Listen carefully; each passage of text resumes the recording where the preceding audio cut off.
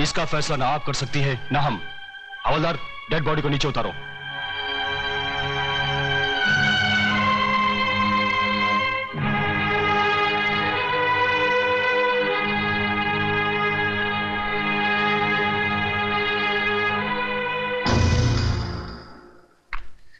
देखिए इंस्पेक्टर, देखिए, है क्या इनके गले पर कोई निशान? अरे आदमी जब आत्महत्या करता है तो उसके गले पर निशान होते हैं, उसकी जबान बाहर निकल आती है। साफ साफ नजर आ रहा है कि इन्हें मारकर लटका दिया गया है। मेघा जी प्लीज, आप हमें हमारी कार्रवाई पूरी करने दीजिए। हाँ करो, कार्रवाई करो। अरे इस्माइल भाई साहब को साहब के लिए चाय बोलो, कुर्सी लाओ, लिखो जो जी में आए वो लिखो, और बाद में डाल देना पुलिस थाने के किसी गोडाउन में सड़ने के लिए जहां लाखों के सड़ रहे हैं। लिखो लिखो। इस तरह गर्म होने से कोई फायदा नहीं। जो हो चुका सो हो चुका। लक्ष्मीदास जी की मौत का मुझे भी अफसोस है। अरे बाबा ज्यादा अफसोस मत करो, मेरा धनिया उठ जाएगा कहीं। Mister Pratap, please shut your mouth and keep quiet. What do you mean keep quiet? What do you think about yourself? हाँ, ये खाकी वर्दी पहन ली, ऊपर टोपी पहन ली, हो गए कानून के रखवाले। अरे कानून यहां से जानो, यहां से जताओ, पहले अपने खून में बहती हुई बेईमानी को मिटाओ। निकले कार्रवाई करने। साला कोर्ट इनकी, कानून इनका, सबके सब साले मिले हुए। ना खुद गुनाहगार है, वो क्या लिखेगा रिपोर्ट? इन्हें पोस्टमार्टम के लिए हॉस्पिटल ले जाना पड़ेगा। हवलदार। ए हवलदार, ए संभाल के। ए देख, यहाँ छोटा मगज होता है, उसको धक्का लगेगा ना तो आदमी मत।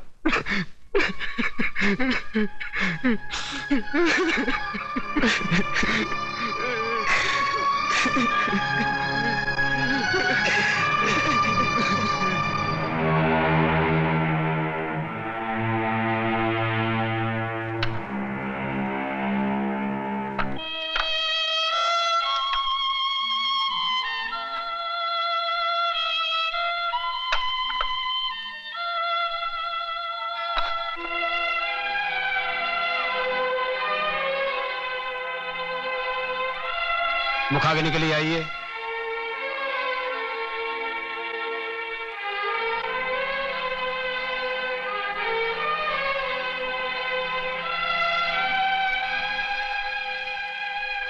बड़ा बेटा होने के नाते मुझे एक वचन दे, मैं जिधर भी मरूं ना, मेरी चिता को तू ही आग लगाना।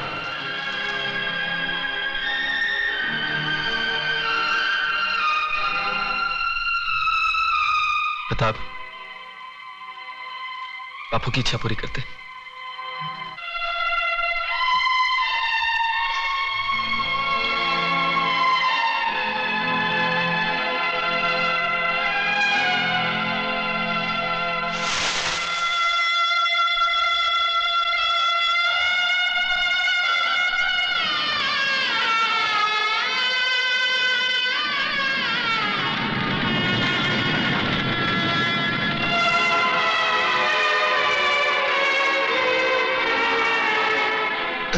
मैं हूं ना।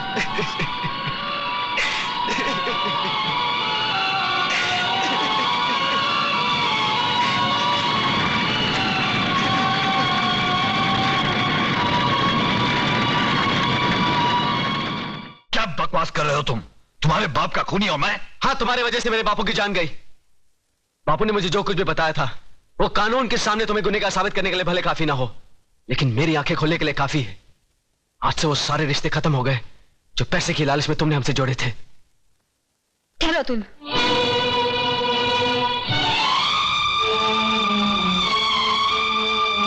सुन लिया ना बेटी? देख ली ना झोपड़पट्टी में रहने वालों की असलियत? देख ली डैडी, झोपड़पट्टी और महलों में रहने वालों की असलियत भी। क्या क्या मतलब? मतलब बिल्कुल साफ है। जिस तरह अतुल की आंखें उसके पिताजी की बातों ने खोल दी, उसी तरह मेरी भी आंखें आपके और चतुर सिंह के बीच हुए जमीन के एग्रीमेंट ने खोल दी। ऐसे अरबपति और बेईमान बाप से तो ऐसा गरीब पति का झोपड़ा बेहतर है। कम से कम उसकी दीवारें खून से तो रंगी हुई नहीं है। चलो अतुल, ये दुनिया का सबसे बड़ा बदकिस्मत बाप है जिनके पास करोड़ों अरबों रुपए तो है, पर बेटी के कन्यादान कर्ज से वो कभी मुक्त नहीं होगा, कभी नहीं। बेटी बेटी बेटी मेरी बात तो सुनो। अरे कहां उस रात के ढेर में अपनी जिंदगी को ढूंढने जा रही हो तुम? राम नाम सत्य है, राम नाम सत्य है, राम नाम सत्य है, राम नाम सत्य है, राम नाम सत्य है। उतारो भाई उतारो, आराम से।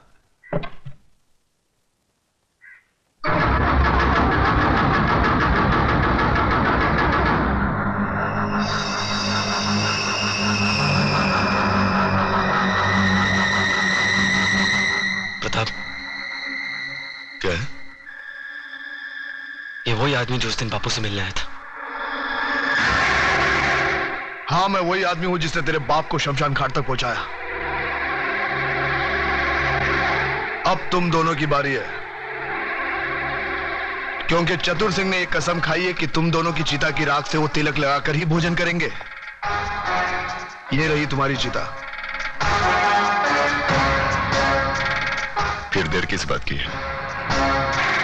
चलो बड़े बेटे से ही शुरुआत करो।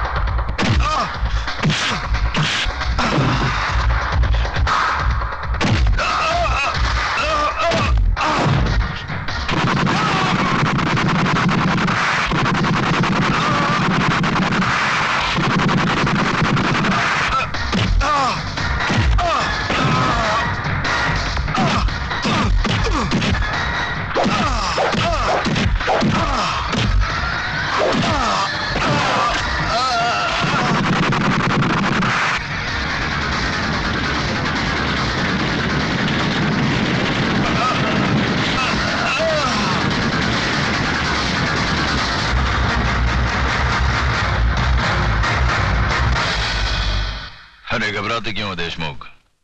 अब तक तो जलकर राख बन चुका होगा। अरे तुम लोगों को अपने दोस्तों पर भरोसा ही नहीं है। बस बस अब ये भाषण बंद करो, हमारे कान के पर्दे फट रहे हैं। बस बंद कर।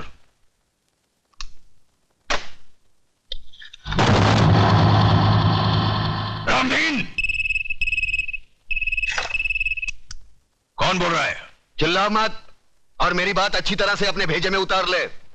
तूने मेरी राख मंगवाई थी टीका लगाने के लिए, मैंने तेरे भड़वों की राख भेजी है, पूरे बदन को लगा ले।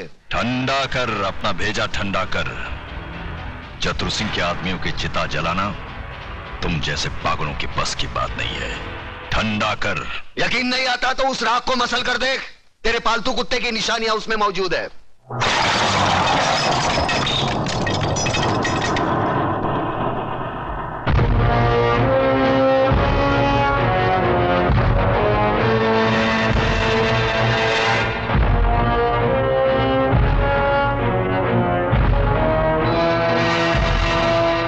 हराम के, तूने जलती हुई आग में हाथ डाला है। हम तुम्हें ऐसे जलाएंगे कि तेरे चाहने वालों को गंगा में बहाने के लिए तेरी राख भी नसीब नहीं होगी। अरे मुझे जलाने की बात छोड़, मैं तो तुझे ऐसी मौत मारूंगा ना तो तुझे जमीन नसीब होगी ना आसमां। अतुल भाई, अतुल भाई, अतुल भाई गजब हो गया। अतुल भाई गजब हो गया। भाई बाहर आकर देखो तो सही। क्या हुआ कल्याण जी भाई? अरे क्या हुआ? क्या नोटिस लग गई, 24 घंटे में बस्ती खाली करनी पड़ेगी। बस्ती किसी की बाप की जागीर है कि खाली करनी पड़ेगी? खाली तो करनी पड़ेगी भाईजान, क्योंकि अब इस बस्ती का मालिक चतुर सिंह है। लक्ष्मीदास जी ने बस्ती बेच दी और नोटिस पढ़कर हम लोग आए हैं। अरे बाहर में क्या वो नोटिस और बाहर में क्या चतुर सिंह? मैं भी नोटिस फाड़ के चतुर सिंह की तो। नहीं अतुल, तुम ऐसा नहीं करोगे, इससे हमारा केस बिगड़ जाएगा। उन लोगों ने अगर कानूनी तौर पर बस्ती हटाने की कोशिश की है तो हम भी कानून का सहारा लेंगे। चलो मेरे साथ। कानून हर किसी के लिए बना है, लेकिन अदालत की नजर में जो गैर कानूनी है उसके लिए एक जज की हैसियत से मैं कुछ नहीं कर सकता। यह स्टे ऑर्डर नामुमकिन है। मगर जज साहब, अगर मेरे पिताजी ने चतुर सिंह को जमीन बेची होती तो कम से कम मुझे मालूम तो होता, उसके कागजात होते मेरे पास। जज साहब, जिस तरह आपने 24 घंटे में कानूनी तौर पर हजारों लोगों को बेघर करने का नोटिस जारी कर दिया, उसी तरह उसे रोकने का भी तो कोई कानून होगा। मिस मेघा, सलाह के लिए वकील होते हैं, जज नहीं। जज का काम है सिर्फ फैसला सुनाना। जानती हूँ जज साहब, अच्छी तरह जानती हूँ कि इस बार भी आपने पैसे खाकर बड़े होशियारी से शुक्रवार की शाम को यह फैसला सुना दिया। आज सैटरडे है, कल संडे और परसों नवरात्रि की छुट्टी। लेकिन इतना याद रखना जज साहब, ये जो गरीबों की बद्दुआएं और चीखें हैं ना, ये साए नहीं जाती। और जब ऊपर वाला अपना फैसला सुनाएगा, तुम भी बच नहीं पाओगे। चतुर सिंह, ऊपर वाले के हाथ से तू बचे ना बचे, लेकिन मेरे हाथ से तेरे को कोई नहीं बचा सकता। अगर एक बाप की औलाद है तो एक बार मेरे सामने आकर दिखा। तू भौंकता बहुत है आराम के, और भौंकने वाले कुत्ते हमें पसंद नहीं। दादा का खून हो गया। किसने किया खून? अरे छोड़ो ये सब बातें, मुझे तो चिंता यह है कि शहर का क्या होगा, हम सब का क्या होगा। बहस मत करो कमिश्नर। जो आदमी चतुर सिंह जैसे खतरनाक आदमी की चिता जला सकता है, वो तो हमको कभी भी शमशान घाट पहुंचा सकता है। मगर ऐसा हरगिज नहीं होगा सर। सुनो सुनो कमिश्नर, कल टीवी सेंटर में जनता की अदालत प्रोग्राम में हम सब लोगों का इंटरव्यू है। ऐसा बंदोबस्त होना चाहिए वहां पर कि परिंदा भी पर ना मार सके, समझे?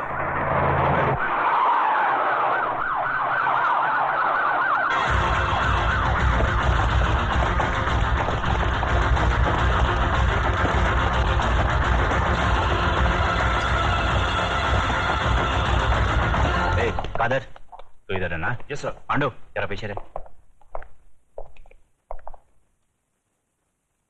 आज जनता की अदालत में जनता के सामने जनता के प्रतिनिधि मंत्री श्री बबन राव देशमुख, विपक्ष के नेता श्री चंद्रसेन आजाद, कानून के रक्षक इंस्पेक्टर सत्यवादी दुबे, न्यायमूर्ति श्री हुक्म अली जाबिर तथा इस शहर के सबसे बड़े बिल्डर मिस्टर योगराज अपराधी के रूप में यहाँ मौजूद हैं। इन सब पर यह आरोप लगाया गया है कि शहर में जो हाल ही में दंगे फसाद हुए हैं, जो हत्याएं हुई थी, वो सब इनकी मिलीभगत थी। क्या ये सच है देशमुख जी? लोग आजकल राजनीति को, कानून को और पुलिस को गांधी जी के 3 बंदर कहते हैं। वो बंदर जिनके सामने सब कुछ होते हुए भी न कुछ सुनते हैं, न देखते हैं और न कुछ कहते हैं। देखिए साहब, हमारे यहाँ लोकशाही है और लोकशाही में हर किसी को कुछ भी पूछने का और कहने का पूरा अधिकार होता है। मैं आपकी इस बात से बिल्कुल सहमत नहीं हूं। अगर ऐसा होता तो दूसरे राज्यों की तुलना में हमारे राज्य में चारों ओर इतनी शांति कभी नहीं होती। अगर चारों ओर शांति होती तो पिछले दिनों हमारे शहर में जो दंगे हुए वो क्यों होते? साहब, ये सब विदेशी ताकतों का हाथ है, क्या करें। देखिए मंत्री जी, जब भी देश में कोई विपत्ति आती है तो हर मंत्री का आप ही जैसा जवाब होता है कि इसमें विदेशी ताकत का हाथ है। अब पिछले दिनों जो भूकंप हुआ था, क्या इसमें भी विदेशी ताकत का हाथ था? Order order, please maintain the silence. पर लोग तो कहते हैं कि इस विपत्ति में आपके साथ विपक्ष के नेता चंद्रसेन जी का भी हाथ था और पांव भी था। जी, ये सब बकवास है, इसको हम नहीं मानता है। अरे हमारा पक्ष का सिद्धांत अलग है, इसका पक्ष का सिद्धांत अलग है। हम लोग अलग अलग दल में रह के एक काम कैसा कर सकता है? ये सब गुंडा लोग का काम है, बात करता है। चंद्रसेन जी बिल्कुल ठीक कह रहे हैं।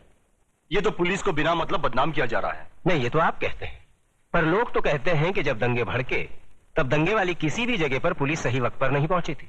अरे यही तो अपनी पुलिस की असली निशानी है। जब सब कुछ खत्म हो जाता है उसके बाद पुलिस आती है।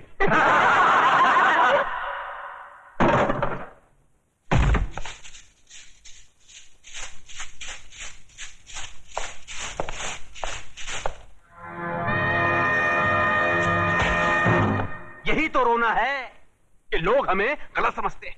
हमारी योजनाएं लोगों की समझ में नहीं आती।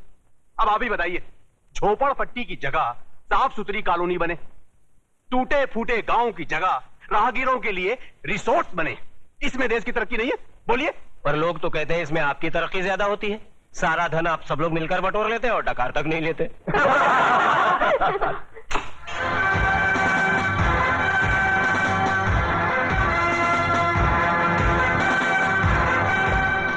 नेताजी और पुलिस वाले ने तो अपनी सफाई पेश कर दी।